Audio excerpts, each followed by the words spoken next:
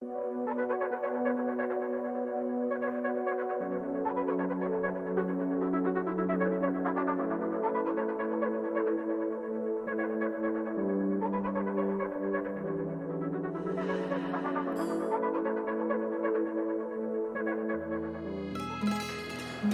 аморе!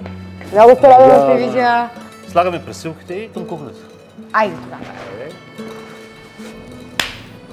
Така, Дара, вече сме на пица стейшена и днес ще се учиш да правиш пица.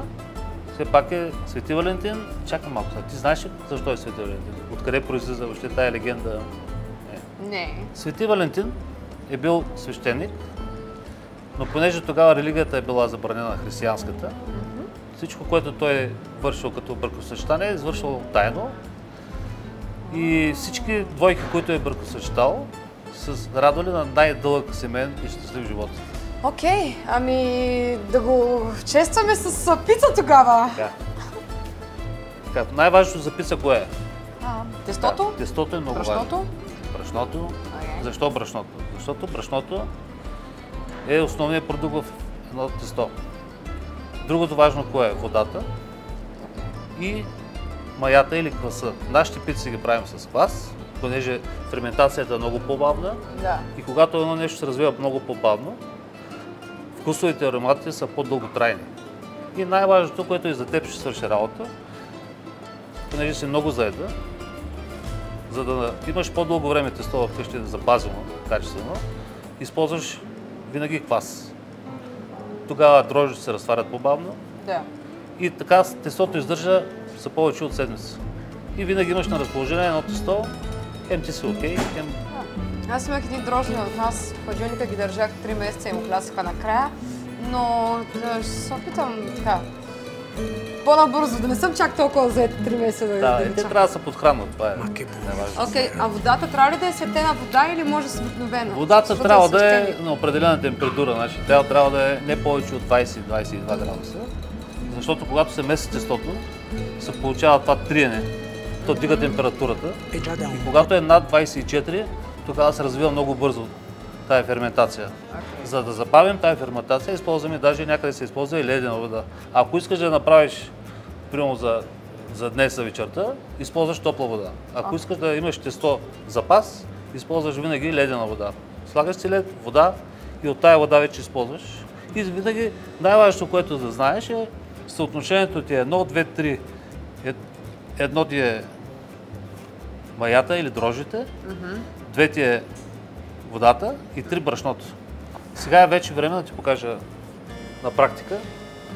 Така, тестото вече седи така, се съхранява. След обмесването се прави на топки и тия топки се съхраняват до 82 часа. Много внимателно го изрязваме първо, всички страни, защото той леко е залепнал за другите. Повдигаме леко, внимателно, за да не го спукаме, да не излезе въздуха отвътре и го поставяме върху. Това е семола, това е гриз, пшеничен гриз. Така. Аз искам на теб да дам. Така. Чакай сега, от тук ли? Точно така. Да не го спукам сега. Давай, смело. По-резки движения, да не залепва за шпатулата. Супер. Така. Сега. Благодаря. Сега слагаш отгоре малко от семолата. Така, винаги като работиш, много нежно. Просто само го докосваш. Леко, пяно. Обръщаш пак. Номера е да не залепва после за работния плод. Това е много важно. Леко го изтърсваме. Така. Оформяме си го отстрани като с дланите. Да стане като топка. Като кръгла форма да има. Защото ти после го разточваме навънка. Добре, тук брашното, аз май малко с повече съм сложила. Добре. Нищо, не му пречи, после ние ще го изтупаме. И почваме с дланта. Правиме така в средата. И после с пръста си навънка. По този начин. като издърпваме леко. Окей. Браво, супер.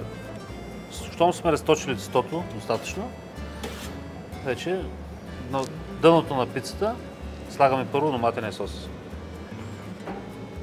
Много е важно доматения сос да е от най-качествените домати, расли на слънце. Обикновено се използват домати, които са от Кампания. Това е зоната на Неапол, Сан Марцано.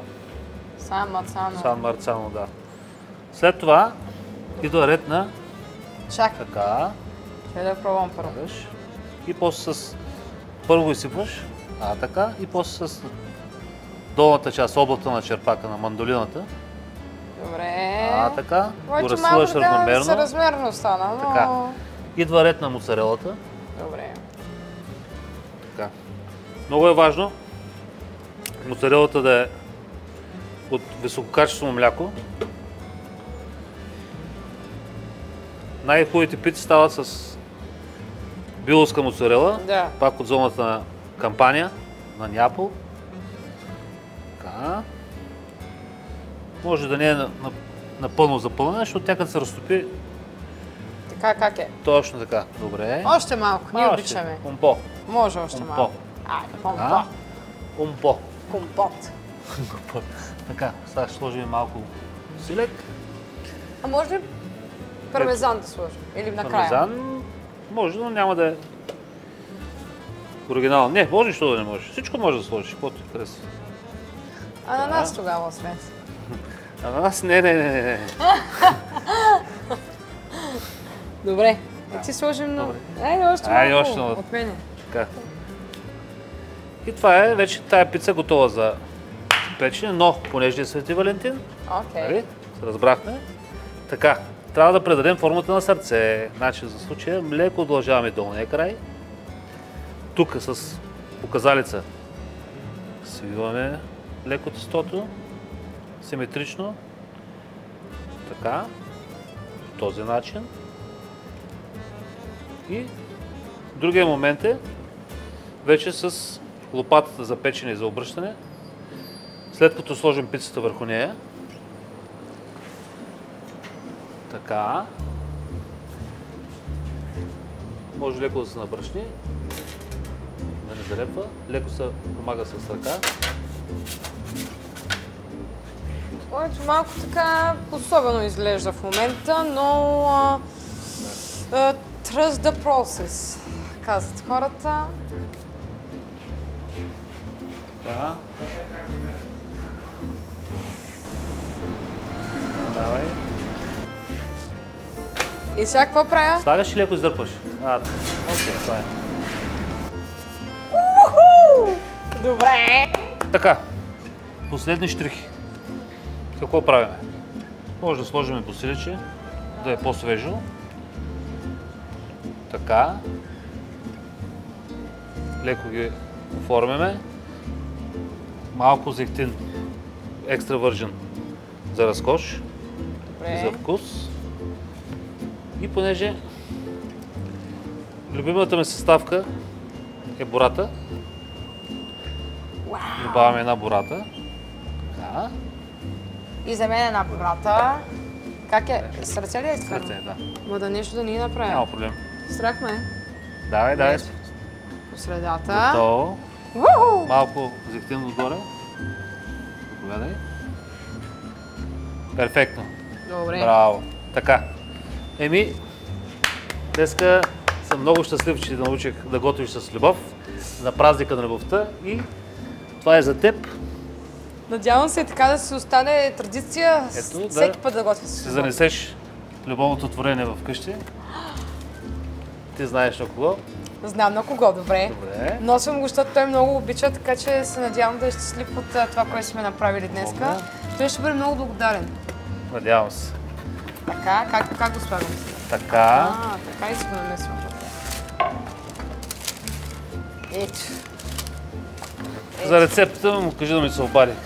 Добре. Така ще питам как да бъда с жена като теб, пък аз ще му кажа някаква друга рецепта за готвене. Добре. Става има сделка. Ще разменим рецепти. Окей. Готови сме. Много благодаря. Muchas gracias. Грация, миле.